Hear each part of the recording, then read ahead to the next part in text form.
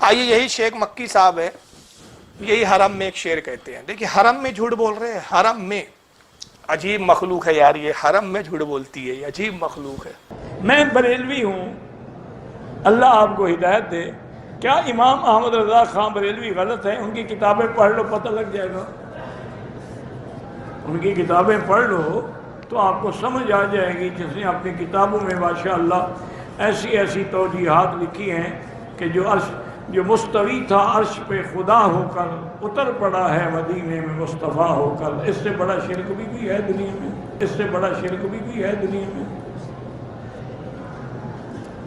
ان للہ.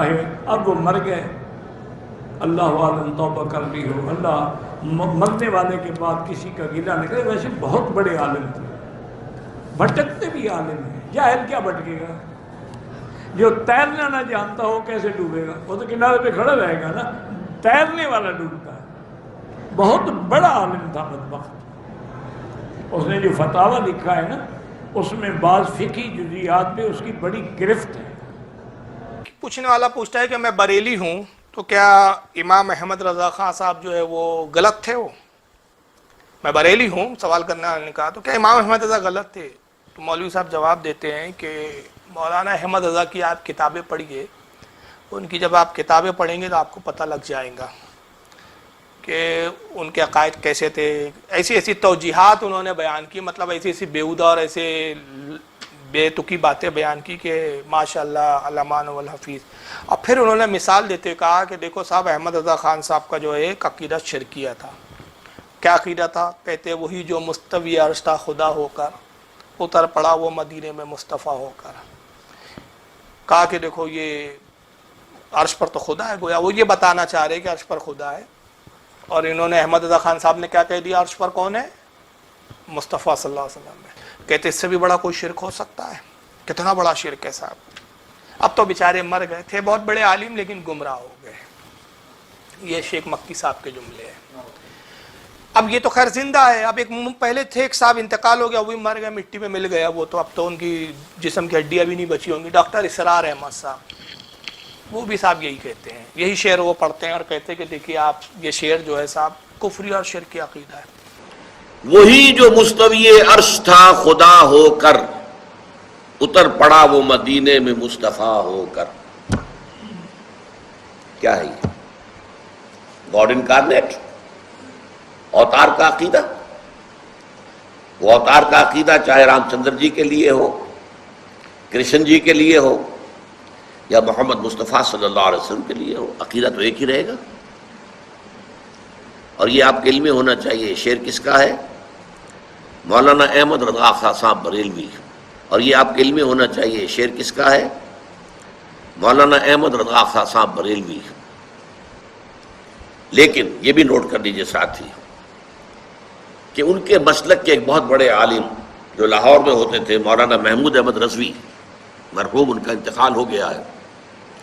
روزنامہ پاکستان میں ایک دفعہ ایک فورم میں بعض لوگوں نے یہ مسئلہ چھیڑ دیا کہ مولانا احمد رضا خان صاحب بریلوی، انہوں نے تو یہ شعر کہا ہے، وہی جو مستوی عرش تھا خدا ہو کر اتر پڑا وہ مدینے میں مصطفیٰ ہو کر.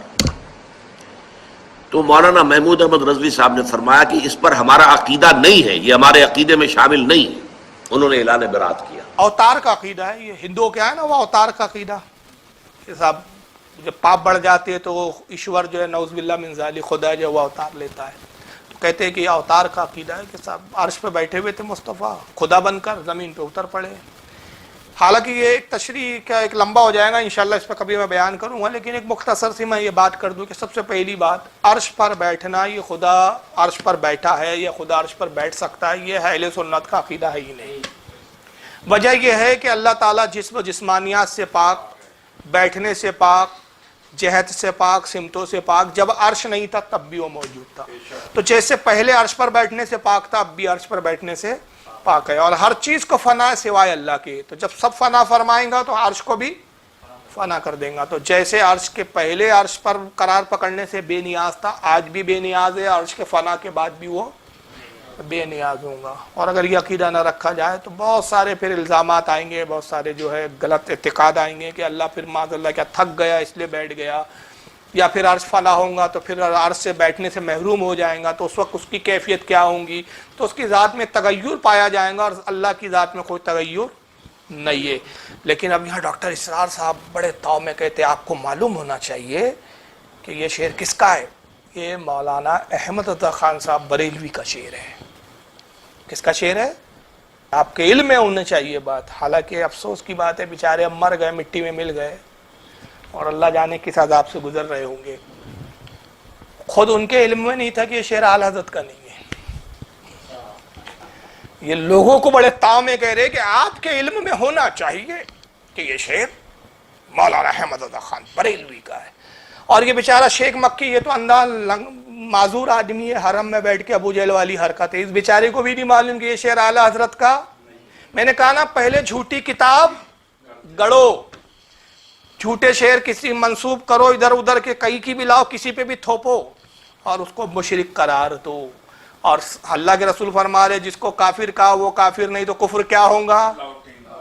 خود ہی لوٹ رہا ہے ان پر، ان کی اوقات ہی نہیں ہے کہ اعلیٰ حضرت کو یہ معاذ اللہ کچھ کہے۔ اعلیٰ حضرت کی تو شان وہ ہے کہ تیری دوزخ سے تو کچھ چھینا نہیں، خلد میں پہنچا رضا پھر تجھ کو کیا۔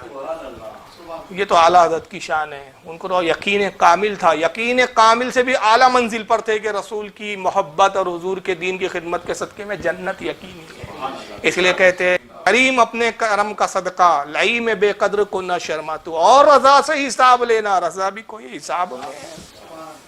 یہ اعلیٰ حضرت کی شان تھی۔ پھر اس کے بعد اور دوسرا جھوٹ گڑا اپنی بات کو وزن دینے کے لیے ڈاکٹر اسرار صاحب، یہ بڑے بڑے اوتھینٹک پرسن لوگ تھے بھائی، بڑے، لیکن اتنے بڑے جھوٹے تھے یہ۔ لیکن صرف کیا تھی؟ بولنے کا ایک اسٹائل، لوگ اسٹائلوں پہ فدا ہو گئے صاحب، اور سمجھ نہیں پائے کہ کتنے جھوٹے اور مکار لوگ بیٹھے ہیں ممبروں پہ اور خطیب بن کے خطابتیں کر رہے ہیں۔ ہم مر گئے اب یہ تو، لیکن شیخ مکی تو زندہ ہے۔ تو میں ان شیخ مکی صاحب کو کہتا ہوں کہ چلو آپ ثابت کر دو کہ اعلیٰ حضرت کا شعر ہے، زندگی بھر غلامی کروں گا تمہاری، ثابت کر دو یہ شعر اعلیٰ حضرت کا ہے صاحب۔ پھر اسرار احمد صاحب زور دیتے ہوئے کہتے ہیں کہ صاحب ان کے مسلک کے، یعنی اعلیٰ حضرت کے مسلک کے ایک عالم تھے لاہور میں، تو مولانا محمود احمد رضوی صاحب، ان کے سامنے شعر آیا، یہ بات چھڑی کہ صاحب مولانا احمد رضا نے اس طرح کا شعر کہہ دیا ہے، تو انہوں نے واضح طور پر کہا کہ یہ ہمارا عقیدہ نہیں۔ بات تو بات کی ہے جی، عقیدہ نہیں، پہلے تو اعلیٰ حضرت کا شعر ہی نہیں، تو یہ قصہ بھی پورا کر ڈالا اس کے لیے۔ اب میں آپ کو بتاتا ہوں کہ یہ شعر ہے کس کا۔ یہ ہے میرے پاس اوریجنل کتاب، اوریجنل جی، دیوان آسی۔ کہاں سے چھپی ہے صاحب؟ یہ انجمن فیضان رشیدی، مٹیا بروج، کمرہٹی، کلکتہ، انڈیا کلکتہ سے چھپی ہے۔ یہ ہے دیوان آسی المعروف بہ عین المعارف۔ کس کی لکھی ہے؟ مولانا شیخ عبدالعلیم آسی غازی پوری۔ ان کی ولادت 19 شعبان 1250 ہجری کو ہوئی تھی۔ حالانکہ ان کے شعر میں جو ہے تعویلات ہے، اور علماء نے تعویل بھی پیش کی ہے اس کی، لیکن یہ شعر اعلیٰ حضرت کا نہیں بلکہ کس کا ہے؟ ان کا ہے، دیوان آسی میں، دیوان آسی کے اندر ہے۔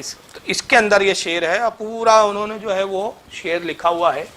تو خیر میں پڑھتا لیکن وقت زیادہ ہو جائے گا۔ تو یہ دوسرا ایک انہوں نے جو ہے فریب سے کام لیا، دوسرا ایک مکر کھیلا کہ پہلے جھوٹی کتابیں گڑی گئی، کوئی کتاب میں اور تھا، کسی اور پہ کچھ منسوب کر دیا گیا، جیسے کہ سیرت غوث پاک ایک کتاب کا میں نے حوالہ دیا، شیخ مکی صاحب کا بیان کیا کہ صاحب ان کا بھی یہ حال تھا کہ اعلیٰ حضرت کے کھاتے میں کسی اور کا شعر پہلے ڈال دیا اور اس پر پھر شرک کا فتویٰ لگا دیا۔ اور کہاں بیٹھ کے کہہ رہا ہے یہ؟ اسی لیے ہم کہتے ہیں کہ اب یہ نہ دیکھو کہ صاحب حرم سے بول رہے ہیں تو جھوٹ کیسے بولیں گے۔ بہت سارے لوگ لاتے نا، یہ مکے کا عالم کیسے غلط ہو سکتا ہے، مدینے کا عالم کیسے غلط ہو سکتا ہے۔ ارے اللہ کے بندے، ابو جہل مکہ میں ہی رہتا تھا اور سب سے زیادہ جھوٹ وہی بولتا تھا۔ ابو لہب بھی مکہ کا رہنے والا تھا، جھوٹا تھا مگر مکار تھا وہ۔ عبداللہ ابن عبی منافق مدینے میں رہتا تھا، اور صرف مدینے میں نہیں رہتا تھا، نبی کے پیچھے نماز بھی پڑھتا تھا، نبی کے پیچھے صحابہ کی جماعت میں شامل ہو کر نماز پڑھنے کے باوجود بھی منافقت کرتا تھا۔ اور اسی مکہ میں، اب آئیے اب یہ بات میں دلیل دیتا چلوں، اسی عرب کی زمین پر، اسی مکہ میں جہاں قرآن کا نزول ہوا، وہیں پر اللہ رب العزت نے یہ آیت بھی نازل کی ہے، اسی جگہ یہ آیت نازل ہوئی۔ وہاں کیوں نازل ہوئی جب وہاں کوئی جھوٹا ہی نہیں ہے؟ تو تم تو کہہ رہے ہو نا کہ مکے میں جو بھی ہے سب سچے کی اولاد ہے، کوئی جھوٹا ہو ہی نہیں سکتا۔